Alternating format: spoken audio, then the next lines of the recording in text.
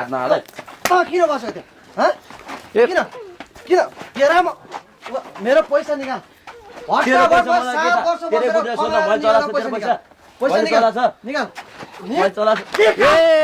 होइन यो गाउँले समाजहरू पनि फेरि सबै यत्रो जना हुन्छ कोही छुट्याउँ के हो आवाजमा खासमा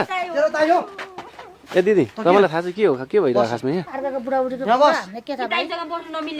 तिमीहरू दुईजना यहाँ बस ल सर यसको निष्कर्ष के हुन्छ खासमा के भएको तपाईँहरू के हो भन्नुहोस् त खुलेर भन्नुहोस् त पहिला खुलेर भन्दाखेरि म विदेशबाट मेरो बहिनी पनि हो उता बहिनी भनिरहेको छ त अनि फेरि तेरो बहिनी भन्छस् अझै बहिनी भन्छस् मेरो गाउँको बहिनी हो यो तेरो को हो यो मेरो दाइ हो दाइ भन्छस् अझै अझै दाइ भन्छस्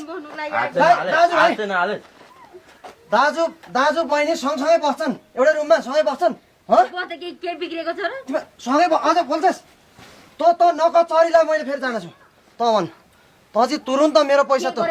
मैले चलाएको तेरो पैसा प्रमाण छ कुनै मेरो 7 वर्ष बसेर विदेश बसेर उ गरेको पैसा निकालिहाल मैले चलाएको खातामा हालेको छ तैँले पैसा होइन भने म तल छोड्छु म फेरि अहिले एकछिन मैले बुझ्न नबुझेको कुरा चाहिँ के हो तपाईँहरूले खासमा यता पैसाको कुरा गरिरहेको छ उता श्रीमती कुटिरहेको छ भएको चाहिँ खासमा के हो भनेको केही भएको केही होइन यिनीहरू दुईजना सँगै एउटै रुममा रहेछन् हेर्नुहोस् म विदेश 7 वर्ष दुःख गरेर त्यत्रो पसिना गरेर आउने मान्छे यसले मेरो बुढीसँग त्यसरी बस्ने त्यसो गर्ने यसले के हो के गर्नुभएको घर बिगार्न खोज्नु तपाईँ घर बिगारेर तपाईँले त्यस्तो नराम्रो हाम्रो केही पनि भएको छैन अनि नराम्रो केही छैन भने कसरी एकै ठाउँ भेट्यो र त अनि एकै ठाउँमा बस्नु नमिल्ने भन्ने छ एउटै रुममा अर्काको बुढीसँग तपाईँ एउटै ठाउँमा बस्नुहुन्छ नि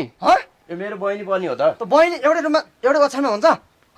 ओछ्यानमा बसेदेखि कहाँ बसिस् त कुरा गर्नु नमिल्ने हो र त बढी नबोल है मैले भनिरहेको छु त म त्यत्रो 7 वर्ष विदेश बसेर आउने यो चाहिँ यहाँ मेरो बुढीसँग एउटै रुममा सुतेको देखेँ मैले भर्खरै यहाँ बाहिर लिएर आएको मैले यिनीहरूलाई हेर्नुहोस् मेरो दाइ के हुँदैको होइन म दाइ के हो भाइ दाइ भन्छस्